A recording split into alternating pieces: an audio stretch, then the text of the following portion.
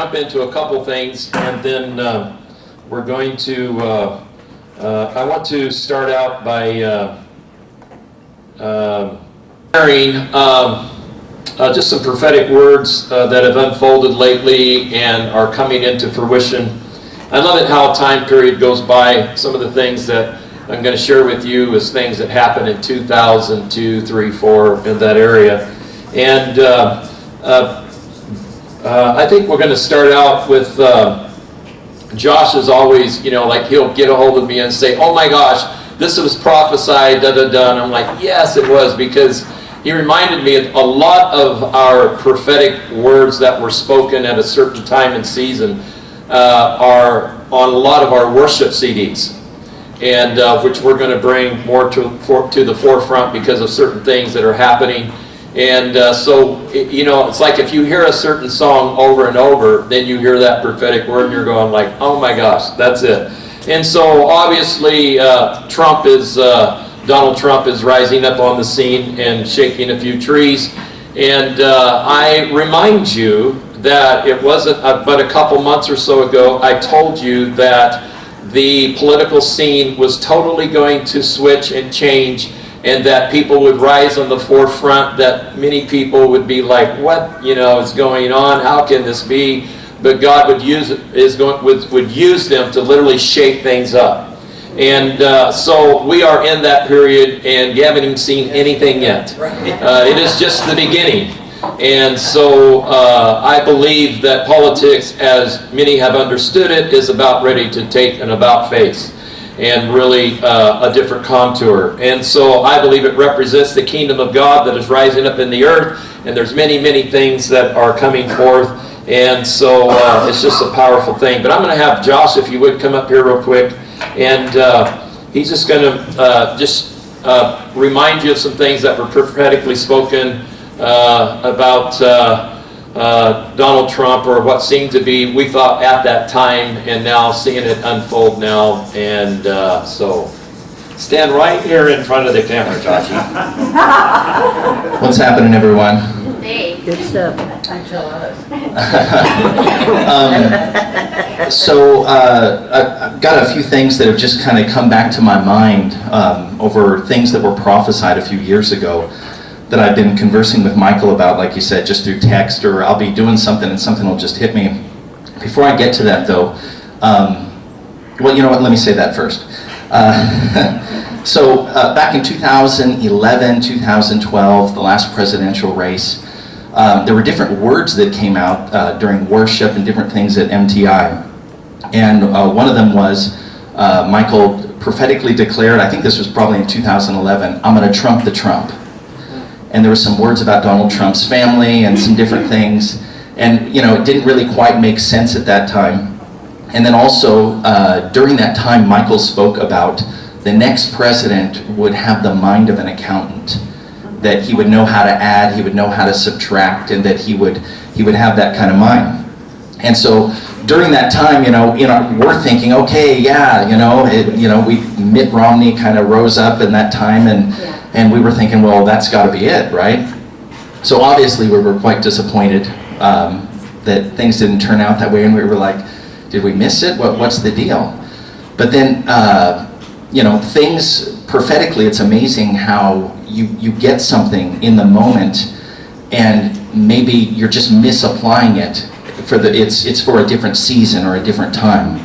And so I sent Michael a text this morning. Sorry, I gotta open my phone back up again. And it was,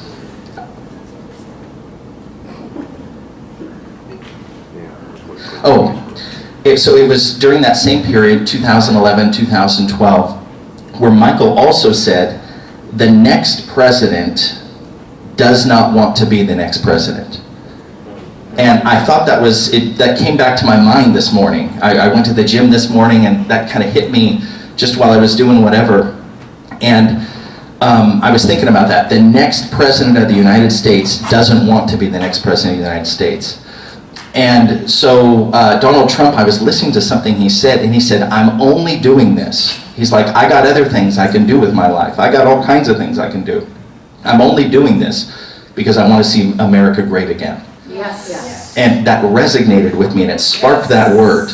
And you know, I'm not saying Donald Trump's going to be the next president of the United States.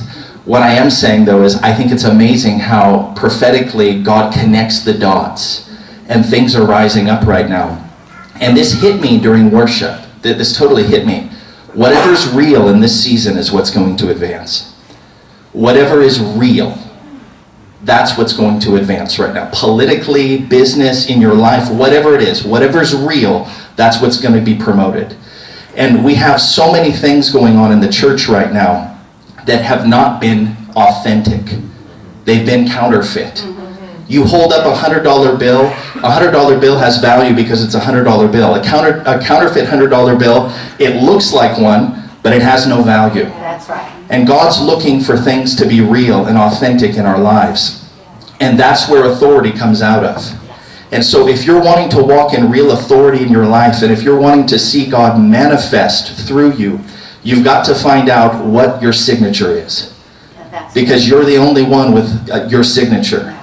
And if you're trying to operate out of someone else's signature or someone else's identity, you're missing it. Yes. And so I'm just speaking that out right now because I believe that God is doing a completely different thing. I believe that he is advancing the kingdom in a way that we never thought he was going to. But he's going to use the good, bad, and ugly to do it. And it's going to come out of something real and authentic in each of our lives. So anyway, just wanted to throw that out there. Good. Awesome. Good. Very, very, very cool. So another prophetic word that was spoken during that time, we were actually on Fruitvale, and that was when we were really scary to a whole lot of people. And so they would hear us worshiping and making the sound that we're making, and we're like, oh my goodness. And anyhow, so that was the time when we were the occult. And, you know. So, but out of that moment, there were a lot of amazing things, amazing encounters that were taking place, and we just didn't know how intense they really were until we entered in, you know, further down the road into the future and began to see them manifest in a powerful way. One of those particular words was about lights, and this is actually on one of the CDs that we have too, but it was a little different. I was, you know, we weren't as polished then, but I was listening to part of these words, and it was actually in 2003 was the first time that it was spoken, and it was talking about Yakima becoming a city of lights. And it said the city would become so bright that planes from 30,000 feet in the air would see its brightness. And so it was just, you know, about this whole thing. And then when they stuck the little thing in the, you know, the round light thing in the city park there or whatever, I can't remember what it's called. Millennium Plaza. What is it? Millennium Plaza, that's prophetic, right?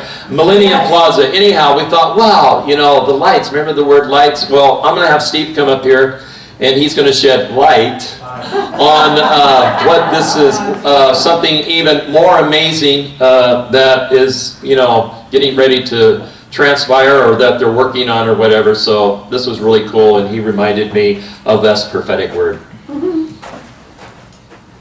Hello. Michael's always got to be goofy. I get to be goofy. No, don't try. Okay, so as many of you know, some of you don't know, I bought a building in downtown Yakima. It was a long story, but I am in downtown. And as part of downtown, I get to go to an association called DAY, which is Downtown Association Yakima, which used to be citywide. It's a group of businesses that gather second Tuesday of every month, and we generally gather at 2nd Street Grill. I just went to see what was going on. I started going to these meetings, and the executive committee, there's all these committees, and they start putting things together, and we became a Main Street city, which means you get tax dollars and stuff to do things with, and DAY is a non-profit, so they operate independently from the city of Yakima, which is kind of unique because politics don't play as much a part. So anyway, they were looking for a place to meet. I invited them to my store because I had a conference room, and they all showed up. And I was sitting in the corner and brought out a bottle of wine and beer. And I go, "Hey, you're great. We want to meet here all the time." So I'm sitting back in the corner listening, just trying to figure out what's going on. And they get to the design committee. They go, "Well, who's in charge of the design committee?" And they all look at me, and I'm like, no. "Oh, Steve, it'll be easy. We'll help you. Don't worry about it." I'm like, "Yeah, right." So I get this committee going, and the purpose of the committee is to come up with ideas about the future of Yakima and design. So I'm like, well, I can do that. That's pretty cool. So I get this group together, and we start walking around Yakima and look for a facade we want to spend some money and improve storefronts. We're looking for places that need some help. So we do this 50-50 donation. We're walking around, and I look up at the Larson building, and I go, "I want to light that building up." And the museum director looks at me, he goes, "What'd you say?" And I said, I want to light that building up." And he goes, "We need to get together." So I met with one of the people that works for me, or not works with me in my store. They lease space from me. It's called E3 Solutions, and they're a technology company, and they do lighting. So E3 Solutions went out and found this company that's regional, and they brought these engineers together, and they created an amazing. They lit up all sides in a what do you call it? Animation, electronic, digital thing. So they took the Larson, which is the biggest. It's an 11-story building. It was built by a guy back in the 20s, and back in the Depression, and there was just no reason for him to build it, but he wanted to leave a legacy for Yakima. He wants to light this thing up. So E3 Solutions has spent thousands of dollars. This engineering company spent thousands of dollars, and then they meet at my store and they do this presentation. They look at me and they go, "Okay, so when are we going to get to do this?" I'm like, "Oh my gosh, what did I get myself into?" So I started taking it really seriously and praying about it. Well, all of a sudden, all these people come out of the woodwork. The economic development director, the chamber guy, Joe Mann, who's kind of the unofficial mayor of Yakima, and then I've been meeting with this guy named John Ball, who's the museum director. Well, all of these guys are super excited. Well, when John came to my store on Friday, which I completely spaced and he had to wait for me, he brought these images. It says, "Imagine Yakima as the premier destination to experience the wonders of light." There's actually a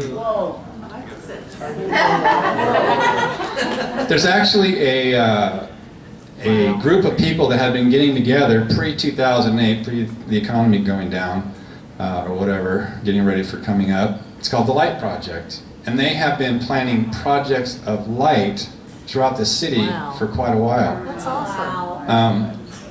This is part 2 of this page. Imagine a public art program based on innovative use of light, sculpture that is internally lit, traditional and original works in neon, pieces that incorporate projected images and colored lights, whimsical creations that are alive with movement, kinetic sculpture triggered by extended sound or motion, artwork that is transformed by the movement of the sun and the changing seasons, much like the ever-changing patterns of light and shadows in our surrounding ridges.